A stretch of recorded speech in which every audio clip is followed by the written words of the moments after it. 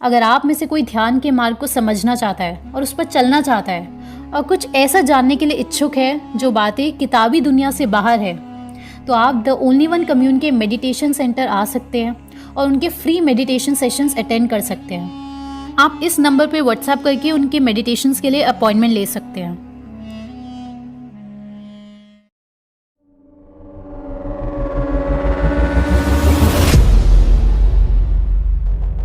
ये वीडियो आज तक की टीम लाइफस्टाइल की सभी वीडियोस में से सबसे ज़्यादा इम्पॉर्टेंट और अर्जेंट रिसर्च है। आपने आज सुबह जो फल खाए थे और उसके बाद दिन में जो सब्जियां खाई, उसमें कौन कौन से जहर या कहिए पेस्टिसाइड्स डाले जाएंगे, ये कौन डिसाइड करता है? हमारे देश की कोई ऑर्गेनाइजेशन होगी? जी नहीं। या फिर हमारे देश की सरकार होगी? जी बिल्कुल नहीं। फिर आप कहेंगे ऐसे थोड़ी होता है, हमारे खाने में कौन सा जहर डाला जा रहा है वो सरकार डिसाइड ही नहीं कर सकती। जी हाँ, ये सारे डिसीजंस अधिकतर देशों के लिए, जो देश WTO के मेंबर कंट्रीज हैं, उनके लिए जाते हैं food and agriculture organization FAO के द्वारा। और FAO ने इस ऑर्गेनाइजेशन के साथ मिलकर, जिसका नाम आप स्क्रीन पर देख रहे हैं, उसके साथ मिलकर एक रूल बुक निकाली है जिसका नाम है कोडेक्स एलिमेंटेरियस। ये रूल बुक डिसाइड करती है कि कौन से फलों को रेडिएशन से ट्रीट करना है और कौन से फल को नहीं। और आपको जानकर धक्का लगेगा कि दुनिया के सारे फलों को रेडिएशन से ट्रीट करना है, जो भी इंपोर्ट या एक्सपोर्ट हो रहे हैं, इंक्लूडिंग ऑर्गेनिक फूड। क्या आप कुछ गलत सुन रहे हैं? जी बिल्कुल नहीं, सब सही सुन रहे हैं। यही बुक डिसाइड करती है कि जानवरों को, जो लोग अंडा, मीट, दूध पीते हैं, वो लोग ध्यान से सुने कि बोवाइन एनिमल्स को कंपल्सरीली ग्रोथ हार्मोन्स के इंजेक्शन लगाने ही लगाने हैं। क्या ये बात आप गलत सुन रहे हैं? बिल्कुल भी नहीं। लेकिन दोस्तों, अच्छी बात यह है कि फिलहाल तक हमारे देश में ये ग्रोथ हार्मोन वाला सीन बैन है, लेकिन साथ ही हमारे देश की सरकार ने इरेडिएशन अप्रूव कर रखा है, यानी कि अनियंस, पोटैटोज, फल, सब्जियां, स्पाइसेस और एक्सपोर्ट होने वाले सभी फूड आइटम्स को इरेडिएशन से गुजरना है। और एक्सपोर्ट ही नहीं, बल्कि डोमेस्टिक मार्केट के लिए भी ये रूल्स अप्लाई होते हैं। और ये बहुत ही ज़्यादा बड़ी गड़बड़ है। अब जो हमारे नए सब्सक्राइबर्स हैं, उन्हें लग सकता है कि तो क्या हुआ, कोई विदेशी कंपनी रूल बना रही है हमारे देश के लिए, तो इसमें दिक्कत क्या है? अब ये हमने इस वीडियो में बता दिया कि विदेशियों के रूल्स बनाने से क्या दिक्कत है, खासकर ये ऑर्गेनाइजेशन अगर इन्वॉल्व है। तो ये वीडियो काफ़ी लंबी हो जाएगी। आप लोग कमेंट में पूछिए, और मैं आग्रह करूंगी अपने पुराने मित्रों से कि जिसके मन में भी ये सवाल उठता है, तो आप कमेंट बॉक्स में नए मित्रों को प्रेम पूर्वक समझाएं। ये 2 रूल्स जो आपने सुने, पहला, दुनिया के हर एक फूड आइटम को रेडिएशन से पास करना, और दूसरा, बोवाइन एनिमल्स को ग्रोथ हार्मोन के इंजेक्शन लगाना। ये ज़बरदस्ती देशों पर थोपे जाते हैं, और ये इतनी डरावनी बात नहीं है जितनी डरावनी बात वो है जो आज आप जानेंगे। और ये बातें आज 2021 में हर एक इंसान का जानना बेहद ही ज़रूरी है।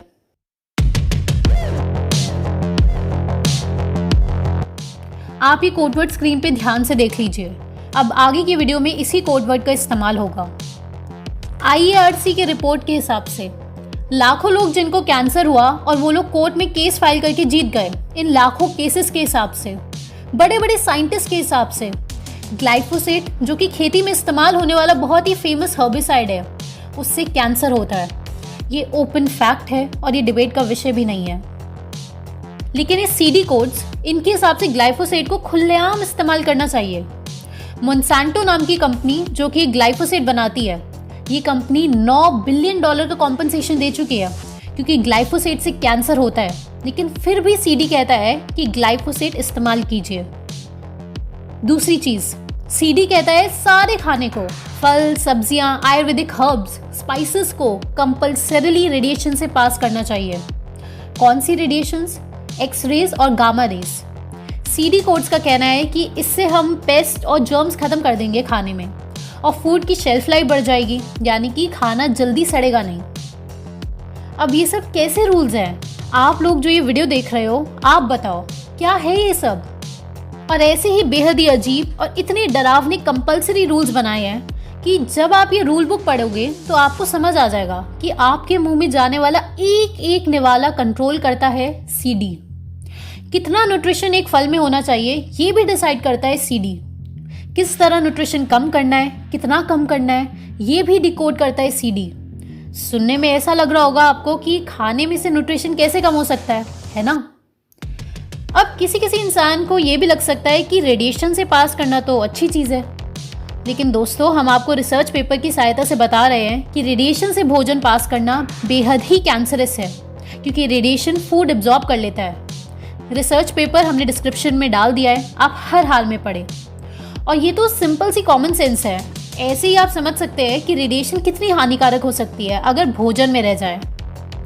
अब फाइनली हमेशा की तरह ये 2 सवाल बच जाते हैं कि ये सब जब टीम लाइफस्टाइल को पता है, आज आपको पता चल गया, तो क्या ये सब सरकार को नहीं पता? दूसरा सवाल, क्या सरकार हमें जानबूझकर बीमार बनाना चाहती है और चाहती है हमें कैंसर हो जाए? क्योंकि FSSAI यानी कि food safety standard authority of India इस सारे जहर को अप्रूव कर चुकी है, और सिर्फ इंपोर्ट एक्सपोर्ट के लिए नहीं, डोमेस्टिक यूज के लिए भी। और ये लाइन पढ़िए आप, irradiation of food is not at all harmful. ये FSSAI का बयान है। दोस्तों असल में WTO ने ये सीडी के रूल्स हमारे देश के लिए मजबूरी बना दिया है। नाम के लिए ये रूल्स वॉलेंट्री है, लेकिन SPS एग्रीमेंट के तहत जो भी देश WTO का मेंबर है उसे जल्द से जल्द इन कोड्स या रूल्स को अपना लेना है। आपके मन में सवाल ज़रूर आया होगा कि कोई देश ये रूल्स ना फॉलो करे तो क्या होगा, तो आपको बता देते हैं एग्जाम्पल्स के साथ। यूरोपियन यूनियन बहुत बार ये सीडी के रूल्स फॉलो नहीं करती है। जैसे कि यूरोपियन यूनियन ने 1996 में डिसाइड कर लिया था कि वो ये हार्मोन ट्रीटेड बीफ इंपोर्ट नहीं करेंगे, तो फिर WTO के बाकी मेंबर कंट्रीज ने EU के सामान पर कस्टम ड्यूटी बढ़ा दी। इंडिया के साथ भी यही हो चुका है। 2007 तक इंडिया अपने मैंगोज USA को एक्सपोर्ट नहीं कर पा रहा था, क्योंकि वो मैंगोज इरेडिएटेड थे, यानी कि उन्हें रेडिएशन से पास नहीं किया गया था। तो अब आप समझ सकते हैं कि WTO किसी भी देश की इकोनॉमी को कितना इजीली डैमेज कर सकती है, सैंक्शंस लगा लगा के, अगर उसकी बात नहीं मानी तो।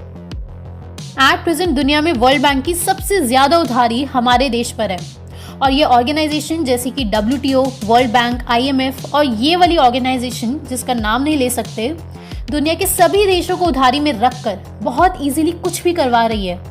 आप इन ऑर्गेनाइजेशंस के अलग अलग MOU पढ़ सकते हैं, आपको सारी बात समझ आने लगेगी। आप लोग और भी जानकारी हमें कमेंट बॉक्स में भेजें, क्योंकि ये जागरूकता फैलाना हम सबकी जिम्मेदारी है। अगर आप इंटरनेशनल षड्यंत्र को पूरी तरह से खत्म करने के लिए IMPH नेटवर्क से जुड़ना चाहते हैं, तो आप हमें व्हाट्सएप कीजिए द फाइनल गेम इस नंबर पर, क्योंकि अभी आप नहीं जुड़े तो फिर बहुत देर हो जाएगी, क्योंकि डूबने के बाद तैरना नहीं सीखा जा सकता। दोस्तों IMPH मेंबर प्रोफेसर मोक्ष बहुत ही सराहनीय प्रयास कर रही है हमारे देश के ज्ञान को फैलाने में, नॉलेज स्प्रेड करने में। आप इनका साथ दें। ये रहा इनका चैनल, आप इनका चैनल अवश्य देखें, और जो भी लेटेस्ट वीडियोस आप इनसे चाहते हैं वो आप इनके कमेंट बॉक्स में जाकर लिख दीजिए।